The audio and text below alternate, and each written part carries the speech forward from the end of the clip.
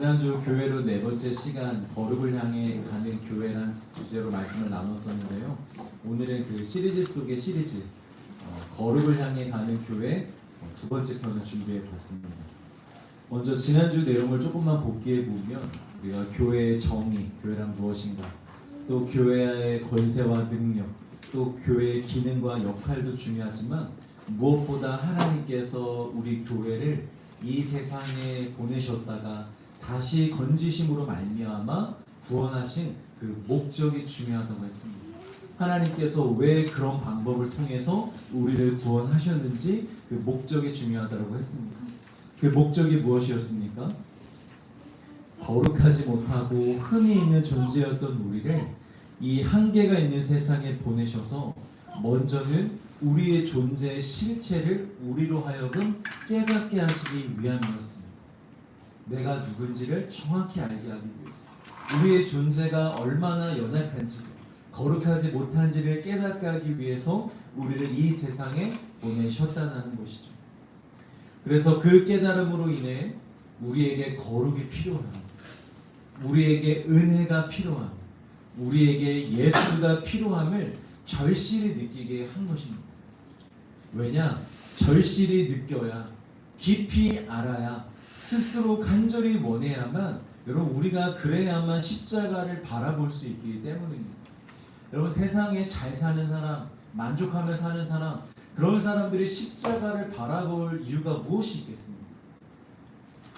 아무리 그들에게 십자가를 전해줘도 자기 스스로 만족하며 자기 스스로 풍요롭다, 잘 살고 있다 생각하는 사람은 여러분 결코 십자가를 바라볼 이유가 없습니다.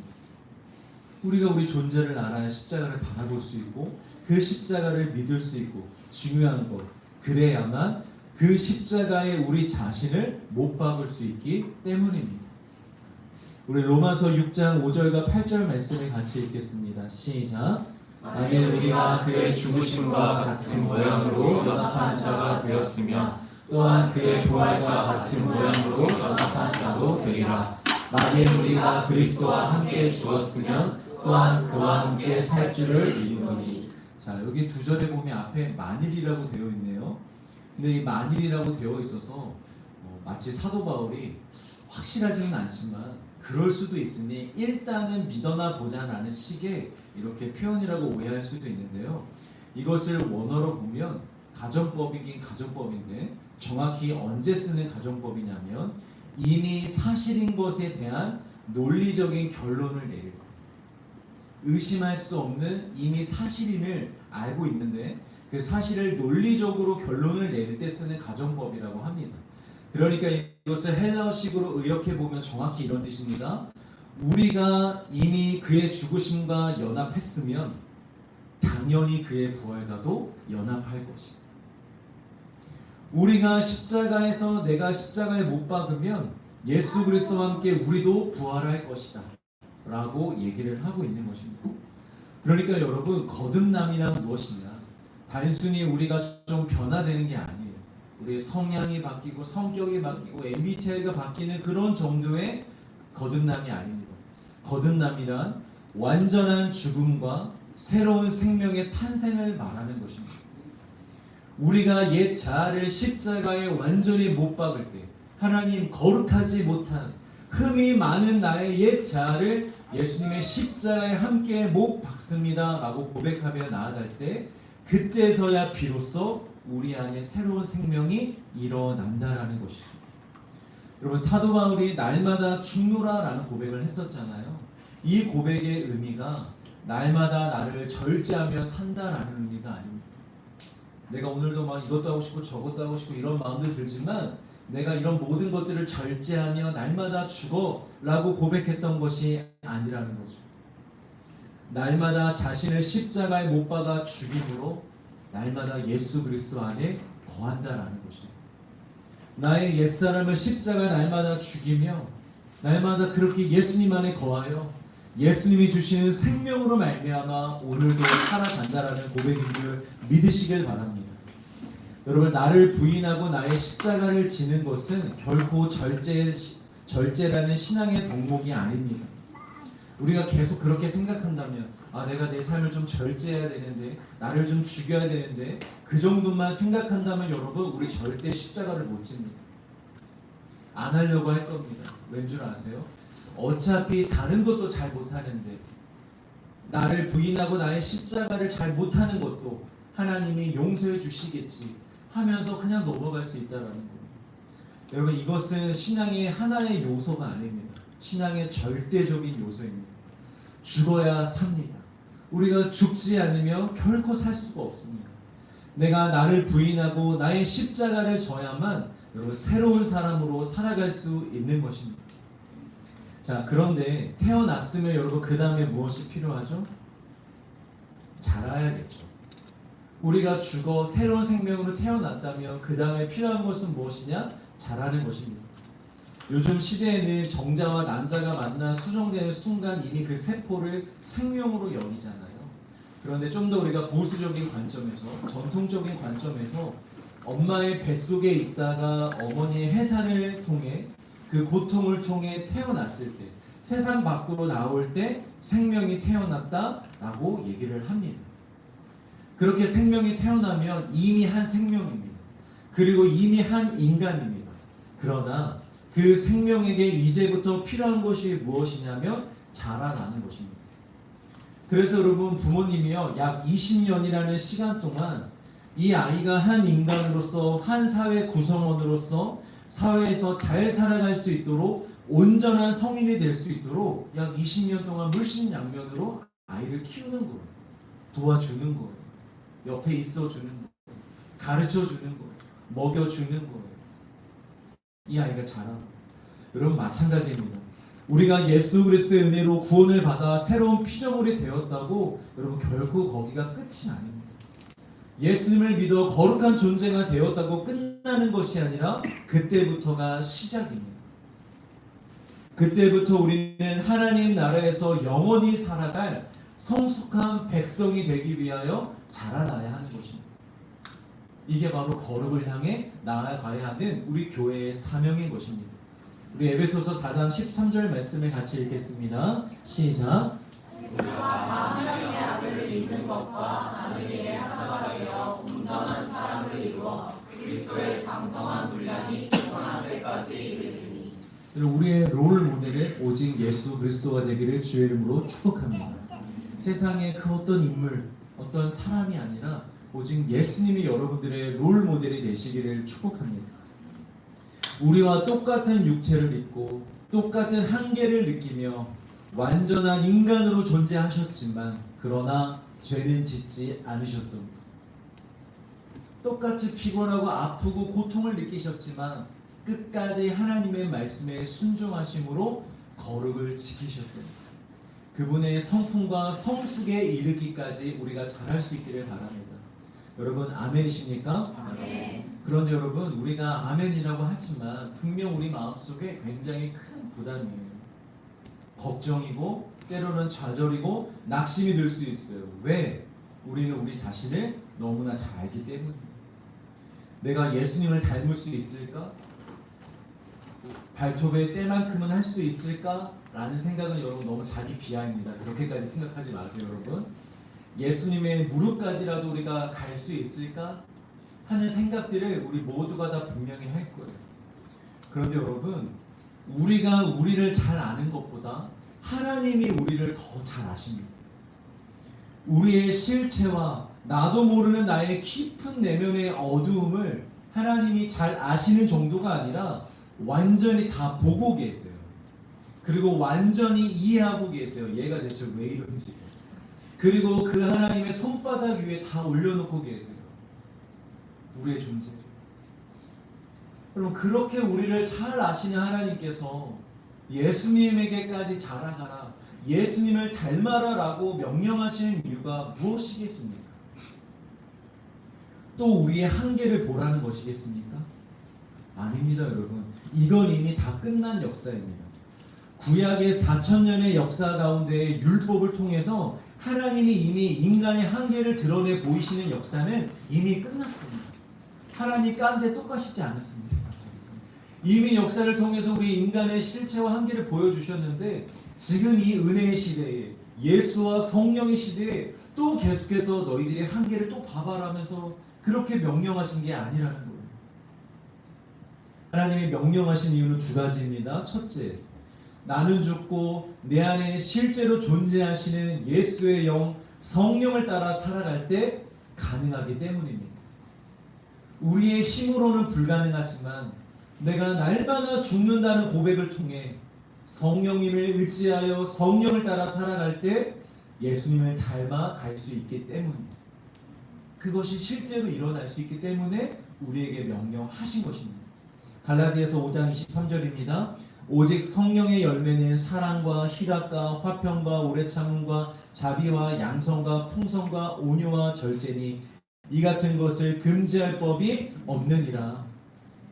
날마다 나를 죽이고 내 안에 계신 성령을 따라 살면 예수님과 같은 성품들을 열매로 맺을 수가 있는데 여기서 금지할 법이 없다라는 건 무슨 말이냐면 어떠한 우리의 환경도 어떠한 우리에게 오는 상황도 내 주변에 있는 어떤 사람도 그것을 방해할 수가 없다라는 것입니다.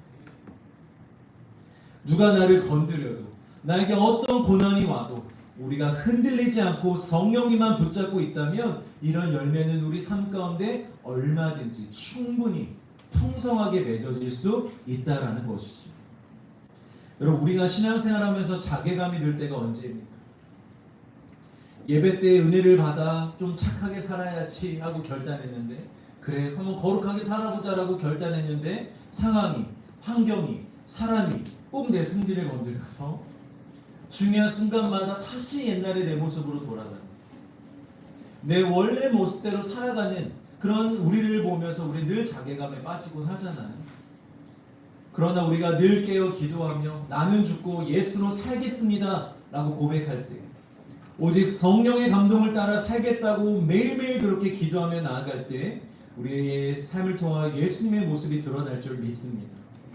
여러분, 코리 텐 붐이라는 한 사람이 있는데요. 기독교 사역자예요. 그러니까 목사도 아니고 선교사도 아닌데 평신도인데 그냥 전 세계를 돌아다니면서 복음을 전하고 사랑을 전하는 그런 사역자예요. 또 책도 여러 책을 썼는데 나중에 한번 보시면 너무 좋을 것 같아요. 이 사람은 어렸을 때부터 독실한 크리스찬의 가정에서 자랐습니다. 믿음도 굉장히 좋았습니다. 그런데 2차 세계대전 당시에 이 가족들이 유대인들을 숨겨주는 일을 했었어요. 그러다가 결국엔 나치에게 걸려서 가족 전체가 강제로 수용소에 끌려가게 됩니다. 수용소에서 극한의 고통을 느꼈지만 처음에는 하나님을 믿기에 믿음으로 잘 지키려고 했어요. 노력했어요. 그런데 여러분, 고통이 반복되면 사람이 어떻게 됩니까? 흔들리기 마련입니다. 너무너무 고통스럽자 이 마음속에 이 마음이 믿음이 흔들리기 시작한 거예요. 그래서 어느 순간 그 마음이 분노와 절망과 증오로 가득하게 되었습니다. 그래서 그때 당시를 기억하면서 코리가 이렇게 고백합니다. 나는 저들을 용서하고 싶지 않았다. 하나님을 내가 믿고 있지만 사랑의 하나님을 내가 믿고 있지만 내 안에는 여전히 미움과 원망이 가득합니다. 그런데 이미 예수님을 영접하여 믿고 있는 코리는 이 부정적인 감정이 깊어질수록 동시에 양심의 가책 또한 깊어져서 너무 괴로워했어요. 그래서 이것을 해결하고 싶었는데 그때 그녀가 붙잡은 진리가 무엇이냐? 나는 죽고 예수로 살아야겠다. 이렇게 남을 미워하고 증오하고 원망하는 나, 이 옛사람인 나는 죽어야겠다. 그리고 오직 예수로 살아야겠다. 라는 이 진리를 매일매일 기도하며 붙잡기 시작합니다. 주님, 저의 힘으로는 도저히 저들을 용서할 수가 없습니다. 아니, 용서하고 싶지 않습니다. 그게 내 솔직한 마음입니다. 그러나 나의 옛사람을 십자가에 못 박습니다. 나는 죽습니다. 내 안에 계신 예수님, 나를 도와주세요. 내 안에 계신 성령님, 역사해 주세요. 라고 간절히 기도합니다. 여러분, 수용소에서 나가게 해달라고 기도하지 않습니다. 수용소 안에서 죽는다고 고백합니다. 성령님의 음성을 따라 저들을 용서해달라고 기도합니다. 여러분, 이 기도가 우리의 기도가 되기를 간절히 소망합니다. 문제가 생길 때마다 하나님 이 문제를 해결해 달라고 먼저 기도하는 것이 아니라 이 문제 속에서 드러난 나의 마음이, 나의 자아가 죽기를 고백하며 성령으로 이런 삶을 감당할 수 있는 자가 되기를 기도하기를 간절히 소망합니다. 그리고 그 후에 그녀는 결국 수용소에서 기적적으로 풀려나게 되고요. 그 다음에 전 세계를 돌아다니면서 용서와 사랑의 메시지를 전하는 사역자가 됩니다. 그런데 어느 날 한 강연에서 과거 수용소에서 자신을 괴롭혔던 나치 군인이 그 앞에 앉아 있었어요. 그리고 강연이 끝나고 그 군인이 앞으로 나와 이 코리에게 이야기를 합니다. 내가 그때는 참 미안했다. 내가 잘못했다. 나를 용서해달라고 그렇게 용서를 구합니다. 그런데 이 코리가 그 순간 어땠을까요, 여러분? 여러분 같았으면 어땠을 것 같아요? 혼내고 싶어요. 혼내고 싶어요. 코리도 사람인지라 그 순간 옛날에 상처와 트라우마가 떠올랐나 봐요. 망설여졌대요. 바로 말이 나오지 않았대요. 갈등이 됐대요. 내가 당신을 용서합니다라고 얘기할지 아니면 돌아가시라고 얘기할지. 그런데 그런 갈등이 되는 순간 다시 성령님께 기도합니다. 성령님, 나를 도와주세요. 성령님, 나는 죽습니다. 나를 도와주세요. 이렇게 기도를 하고 성령이 주시는 힘으로 이렇게 얘기했다고 합니다. 예수님의 사랑으로 나는 당신을 용서했습니다. 여러분, 교회 와서 한 번 은혜 받고 그 결단으로 절대 예수님의 성품으로 살아갈 수 없습니다. 오늘 이 시간 우리가 은혜 받고 그래 으쌰으쌰 빠샤 파이팅 우리 다 죄송해요 단어가 그거밖에 생각이 안 나요. 우리 막 서울음에 나눔을 할 때 우리 한번 그렇게 살아가 봅시다 라고 결단을 한 그 결단으로 우리가 한 주 동안 예수님의 성품으로 살아갈 수가 없어요. 어떻게 우리가 예수님의 성품으로 살아갈 수 있느냐? 매 순간 성령님을 의지해야 합니다. 내 옛 자아가 드러나려고 하는 그 순간에 힘을 내어 기도해야 됩니다. 성령님 도와주세요. 성령님 함께 해주세요. 그렇게 우리가 매일 기도하며 매 순간 성령님을 의지할 때 우리 삶 속에서 예수님의 성품이 드러날 줄 믿습니다. 자, 두 번째, 우리에게 예수님에게까지 자라라고 하시는 이유 두 번째는 지향성입니다. 지향성. 저희 부부가 이한이한테 지금 당장 기대하는 것은요, 여러분, 큰 것이 아닙니다. 그저 잘못된 행동에 대해서 우리가 안 된다라고 얘기할 때 물건을 좀 안 던졌으면 좋겠어요. 그리고 붙잡아 놓고 가르치려고 그건 잘못된 거야 이한아 하지 마라고 얘기를 할 때 반항적인 눈으로 쳐다보지 않았으면 하는 마음입니다. 꼭 이렇게 밑으로 이렇게 위로 쳐다보면서 째려봐요. 이한아 듣고 있니? 네.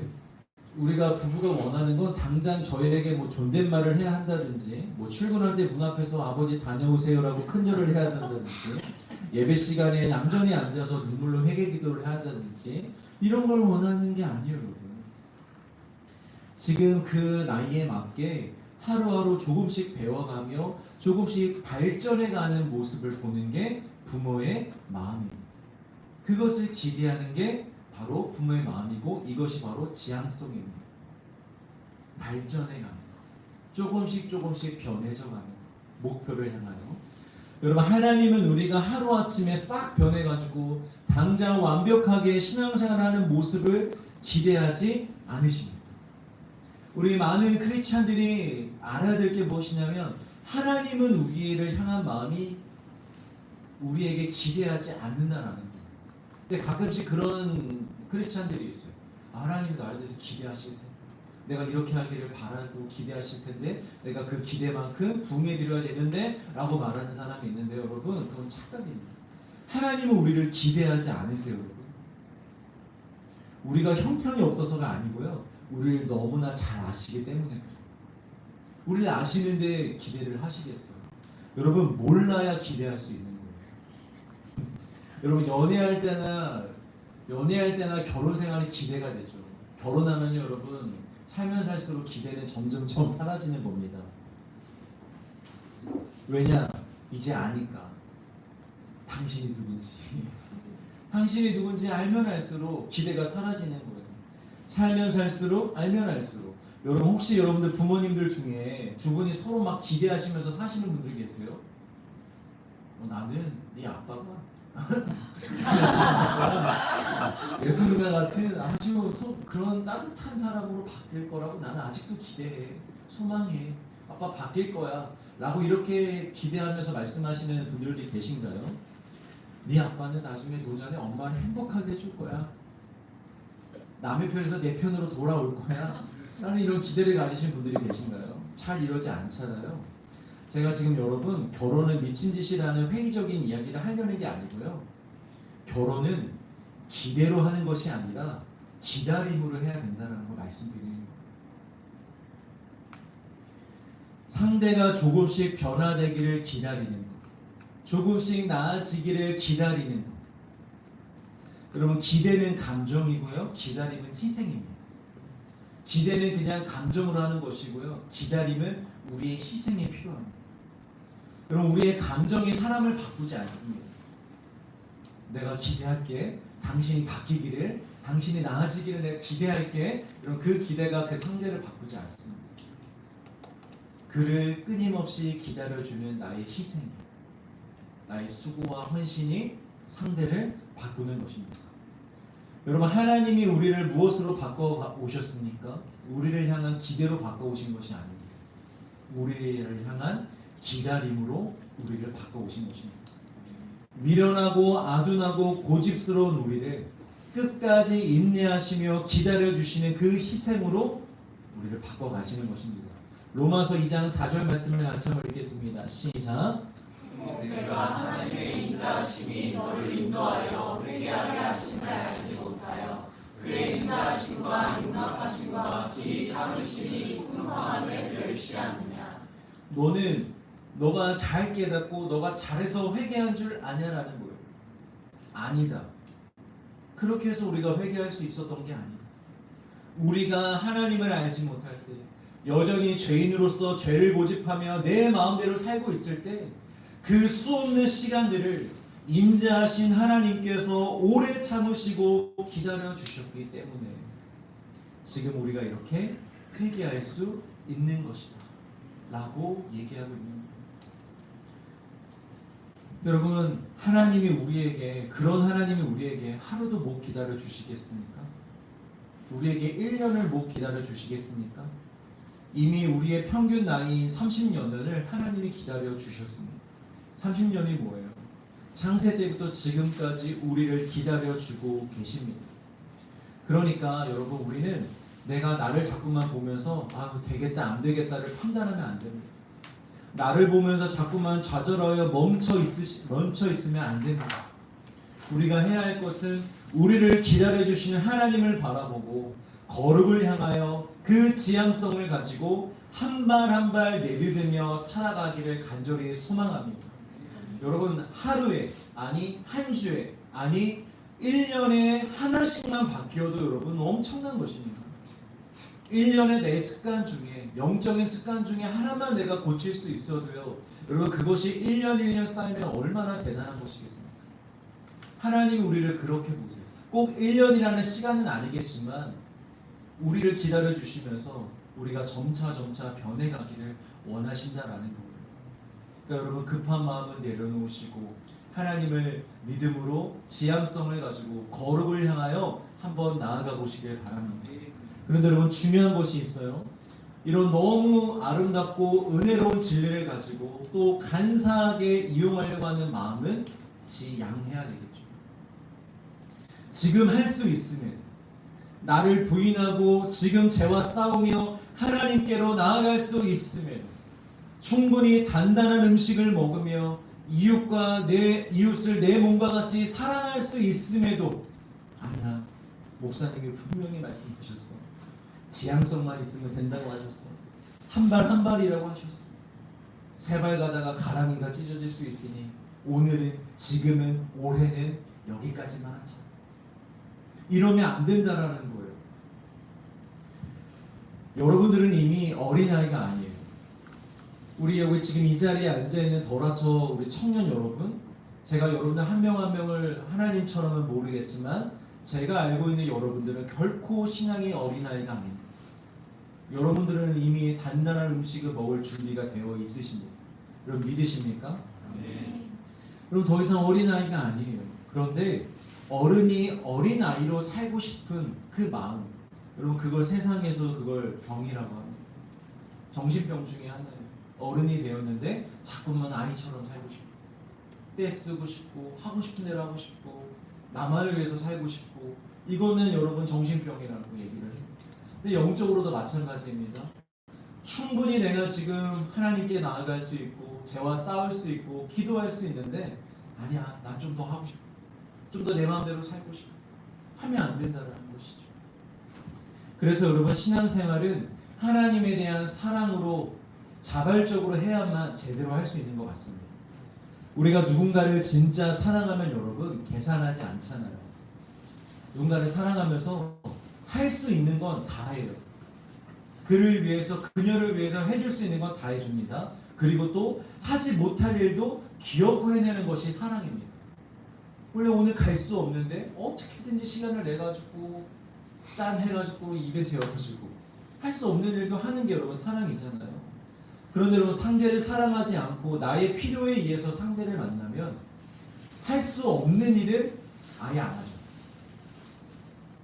그리고 할 수 있는 일도 계산하면서 안 하는 경우가 있겠죠. 여러분 먼저 하나님을 진실로 사랑하는 자들이 되시길 주의 이름으로 축복합니다. 하나님을 사랑해야만 지향성을 가지고 또 제대로 신앙생활을 할 수가 있는 거예요. 그렇게 지향성을 가지고 예수 그리스도를 표대로 삼아 거침없이 담대하게 한 발 한 발 걸어가고 혹 달려갈 수 있는 자들은 달려갈 수 있기를 주의 이름으로 축복합니다. 그리고 여러분 이것은 개인의 인생뿐만이 아닙니다. 사실 공동체 안에서 더욱 필요한 것입니다. 우리가 교회 안에서 다른 형제 자매들을 바라볼 때 이 지향성을 근거로 바라볼 수 있어야 됩니다. 잘 안 되는 사람, 잘 못하고 있는 사람 있을 수 있어요. 다 개인 차이가 있다고. 그런데 우리가 자꾸 나에게 맞춰서 모두가 다 통일되게 맞추려고 하는 순간부터 여러분 교회 안에는 비판과 정죄가 또 상처가 난무할 것입니다. 그런 공동체는 여러분 은혜가 사라지는 거예요. 저도 이걸 많이 경험해봤어요. 저도 어린 마음에 제가 함께 하고 있는 이 학생들을 한 번에 다 같은 수준으로 만들고 싶은 마음이 있었어요. 그랬더니 제가 아이들을 정죄하고 비판하고 비난하고 있더라고요. 쟤는 되는데 너는 왜 못하고 있니? 너도 할 수 있어. 너가 지금 이걸 안 해서 그런 거야. 쟤 봐봐, 쟤 하고 있잖아 라고 했던 저의 과거의 쓰레기 같은 기억이 납니다. 다 맞추려고 하면, 다 통일하려고 하면 여러분 그 안에 상처밖에 없어요. 우리가 각자의 다 개인 차이를 인정해야 됩니다. 그리고 기다려줄 수 있어야 합니다. 말씀과 진리로 권면은 하되 딱 거기까지입니다. 그 사람이 거룩을 향하여 예수님을 향하여 그의 속도에 맞게 갈 수 있도록 사랑으로, 기쁨으로, 든든한 동역자로 옆에 기다려줘야 한다는 것이죠. 특별히 우리 교회가 이제 4월부터 오픈하여 새 가족을 받게 되잖아요. 처음 우리 수요 기도회 때 오셨던 정종현 목사님 말씀처럼 정말 다양한 분들이 오실 거예요. 좋은 분도 오실 거예요. 많이 오실 거예요. 그리고 나쁜 분도 오실 거예요. 신천지도 올 수도 있겠죠. 그리고 이상한 분들도 오실 거예요. 먼저 정말 믿음의 본이 되시는 믿음이 좋으시고 강하신 분들도 오실 텐데, 여러분 그런 분들이 오시면 우리 어떻게 해야 되나요? 내가 먼저 된 자나 어디서 굴러온 돌이 납치고 있어 이러면서 여러분 막 질투하면 되겠어요? 여러분 왜 나중에 와서 뭐 이래라 저래라 이렇게 얘기해, 우리 지금까지 이렇게 해왔는데 라고 그러면 우리가 텃세를 부려야겠습니까? 아닙니다. 겸손한 마음으로 섬겨야 됩니다. 또 그들에게 배울 수 있는 것은 배우기를 힘써야 합니다. 질투보다는 그런 분들을 우리에게 허락해 주신 하나님께 감사하며 그것을 은혜로 여기며 사랑 안에서 함께 할 수 있기를 간절히 소망합니다. 자, 그리고 초신자들이나 믿음이 약해져 있는 성도들도 올 수 있겠죠. 이럴 때 우리는 또 어떻게 해야 되겠습니까? 기다려주고 복음으로 인하여 하나님의 인내하신 가운데 그들이 변해져 가기를, 그렇게 우리가 그들을 품어주는 공동체가 되기를 간절히 소망합니다. 여러분, 그거 하라고 우리 교회가 존재하는 거예요. 믿음이 약한 자들을 기다려주는 그런 어떤 울타리가 되어주라고, 방어막이 되어주라고. 그래서 교회가 필요한 것이지, 나에게 맞는, 우리 수준에 맞는 사람들만 함께 모이라고 교회를 세워가는 게 결코 아니라는 것을 기억했으면 좋겠습니다. 여러분, 하나님이 그 영혼을 기다리시는데 우리가 뭐라고 그 영혼을 기다려주지 못하겠습니까? 자, 마지막으로 거룩에 대해서 우리가 한 가지만 더 살펴보고 마무리를 하도록 하겠습니다. 자, 여기까지 보면 예수님의 성품을 담는 것이 거룩의 전부라고 생각할 수 있는데, 거룩하신 성품이 맞지만 거룩의 전부는 설명할 수는 없습니다. 이 거룩에는 좀 더 크고 포괄적인 개념이 존재합니다. 자, 거룩이 히브리어로 뭐라고 되어 있냐면요, 카도시라는 단어로 되어 있습니다. 이 카도시의 뜻이 무엇이냐면 구별되다라는 뜻이고, 좀 더 풀어서 설명해 드리면 다른 것을 분리하다라는 뜻입니다. 그래서 여러분, 구약에서 하나님이 이스라엘 백성들에게 이 거룩의 개념을 가르쳐 주시기 위해서 율법을 주셨는데, 그 율법의 구조가 대부분 구별하는 거예요. 다름으로 나누는 거예요. 이것은 정한 것, 저것은 부정한 것. 이것은 성별된 것, 이것은 일반적인 것. 이것은 신성한 것, 이것은 세속적인 것. 이렇게 하나님께서 나누세요. 그래서 이것만, 거룩한 것만, 정한 것만, 신성한 것만 너희들이 따라야 돼. 이게 거룩이야 라고 가르쳐 주셨다라는 거예요. 그리고 여기에 더해 여러분, 이스라엘 백성들이 하나님의 백성으로 선택함을 받잖아요. 그런데 그 선택이 무슨 기준이 있었나요? 그들이 다른 민족보다 우월했나요? 탁월했나요? 어떤 조건이 있었나요? 그렇지 않습니다. 다른 것과 구별되는 것이 거룩이라는 것을 설명해 주시기 위해서 그냥 모든 민족 중에 한 민족을 택하신 거예요. 따로 떼어트려 놓으신 거예요. 그게 거룩이라는 걸 설명해 주시기 위해서. 얘네들이 더 대단해서가 아니라, 특별해서가 아니라 거룩이란 이런 거야 라는 걸 보여주시기 위해서 이스라엘 백성들을 따로 선택하셨다라는 것이죠. 자, 그런데 이것은 개념이란 말이에요. 거룩은 이런 개념을 가진 것이야 라고 가르쳐 주신 것인데, 그러면 거룩의 실체는 무엇일까요? 개념 말고, 원리 말고 거룩의 실체는 무엇일까? 우리 시편 99편 9절을 같이 읽습니다. 시작. 너희는 여호와 우리 하나님을 높이고 그 성산에서 예배할지어다. 여호와 우리 하나님은 거룩하심이로다. 하나님은 거룩하심이로다. 하나님은 거룩이시다. 하나님이 곧 거룩이다라는 말씀입니다. 그럼 여기에 개념을 적용해 볼까요? 하나님은 거룩하시다라는 말이 여러분 무슨 의미가 있습니까?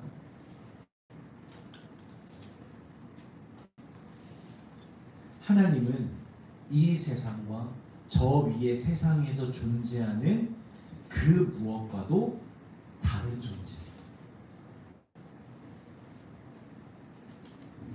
그 어떤 존재나 그 어떤 가치나 그 어떤 영광과도 비교할 수 없는 다른 존재, 고유한 존재이시다 라는 의미가 하나님은 거룩하시다라는 의미입니다. 하나님은 착하다, 선하다라는 의미가 여러분 거룩을 다 설명할 수 없어요. 거룩의 의미는 정확히 무엇이냐? 하나님은 이 세상에 존재하는 어떤 존재들과는 다른 존재다라는 의미가 바로 거룩입니다. 출애굽기 3장 14절 말씀입니다. 시작. 하나님이 모세에게 이르시되 나는 스스로 있는 자이니라. 또 이르시되 너는 이스라엘 자손에게 이같이 이르기를 스스로 있는 자가 나를 너희에게 보내셨다 하라. 잘 아시는 것처럼 하나님이 모세를 떨기나무 가운데 부르시는 장면입니다. 그 자리에서 부르시면서 애굽에 보내려고 하시는데 모세가 하나님, 그럼 가서 하나님을 제가 누구로 소개합니까? 저들은 하나님에 대해서 잘 모르는데 어떤 신이 보내서 내가 왔다고 합니까? 라고 묻자 하나님이 이렇게 답하신 거예요. 나를 이렇게 소개해. I am who I am. 나는 스스로 있는 자야. 이걸 히브리어 뜻으로 보면요, 나는 스스로 존재한다라는 뜻이에요. 그러니까 하나님이 이 말씀하신 이유는 무엇이냐면, 바로 왕이나 애굽이 섬기는 모든 우상들이나 이 땅에 있는 모든 것들은 하나님과 사람에 의해서 만들어진 피조물이고 결과물이지만 나는 그 어떤 존재와도 다른 존재. 나는 스스로 존재하는 유일한 존재. 내가 모든 만물의 원인이야. 나로 말미암아 시작이 되었고 나로 말미암아 끝날 거야. 그게 나야. 그게 거룩이야. 라고 말씀을 하시는 거예요. 그러니까 여러분, 내가 거룩하니 너희도 거룩하라, 이 말이 하나님과 같이 말하고 하나님과 같이 행동하며 하나님과 같은 수준의 존재가 되라는 말은 결코 아닙니다. 만약 우리가 이 말씀을 나도 하나님과 같은 거룩한 존재가 돼야지 라고 생각한다면 다시 우리는 아담의 범죄로 돌아가는 거예요. 여러분, 아담과 하와가요, 선악과를 따먹은 이유가 뭐예요? 어떤 말에 속아 넘어간 거죠? 네, 뱀이 그러잖아요. 이것을 먹으면 눈이 밝아져 너희도 하나님과 같은 존재가 될 수 있다. 선악을 판단하는 존재, 하나님과 같은 존재가 될 수 있다라고 해요. 그리고 그걸 먹어요. 그럼 그게 죄예요. 그러니까 하나님은 우리에게 원하시는 것이 하나님과 같은 거룩한 존재가 되라는 게 아니에요, 여러분.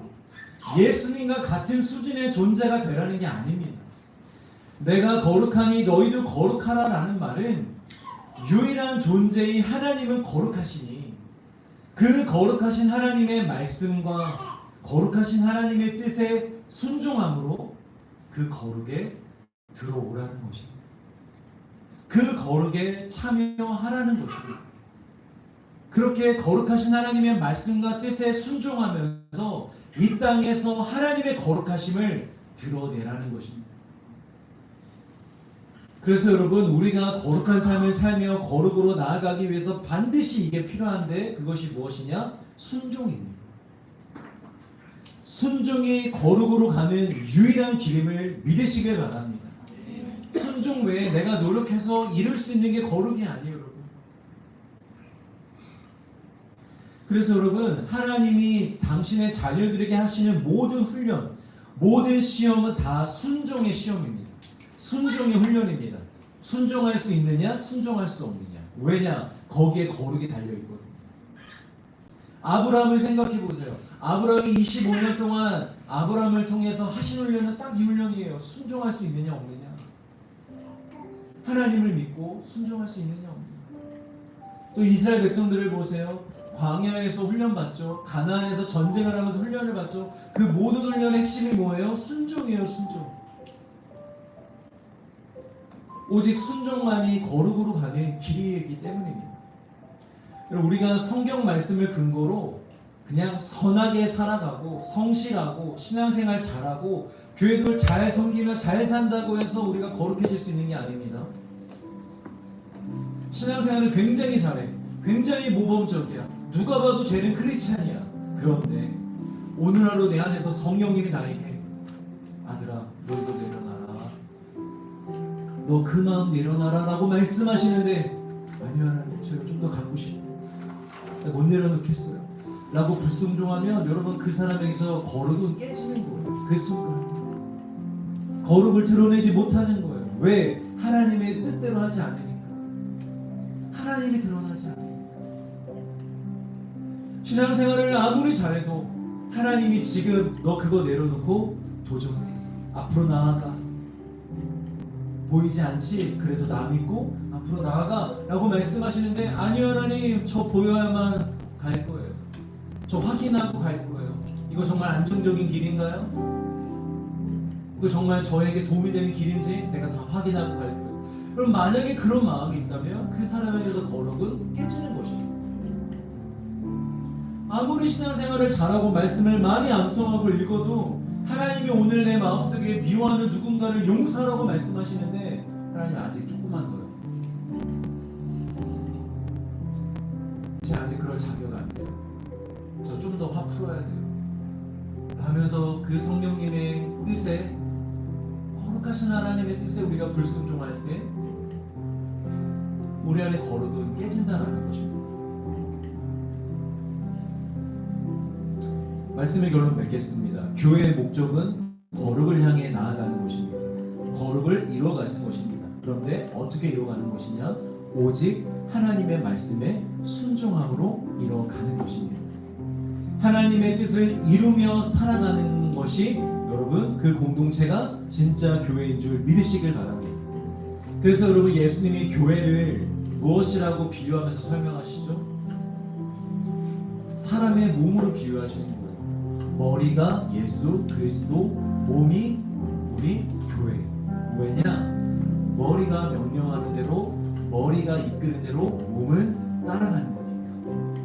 교회란 무엇이냐? 오직 머리 되시는 예수님의 말씀을 따라, 통치를 따라 움직이는 것. 그 말씀에 순종하는 것. 그게 교회야 라고 말씀하시는 것이죠. 사랑하는 우리 더라처 성도 여러분, 날마다 거룩하신 하나님의 뜻과 말씀을 따라 순종하면서 그렇게 거룩을 향하여 나아가는 여러분 되시길 주의 이름으로 축복합니다. 나의 어떤 행위가 아니라, 나의 말과 어떤 행동이 아니라 그보다 더 먼저 되는 하나님의 말씀에 순종하는 것. 행위는 그 안에 다 포함되어 있어요. 이웃에게 사랑의 말을 전하고 생명의 말을 전하고 함부로 말하지 않고 기다려주는 이 모든 것들은 이미 하나님의 뜻 안에 다 있어요. 그게 먼저예요. 하나님의 뜻을 보고 말씀에 순종하는 게 먼저예요. 우리 그렇게 주의 뜻을 분별하여 또 주님의 말씀에 순종하며 그렇게 거룩한 교회로 살아갈 길을 간절히 소망합니다. 우리 이 시간에 거룩하신 하나님 함께 찬양할까요? 우리 주 하나님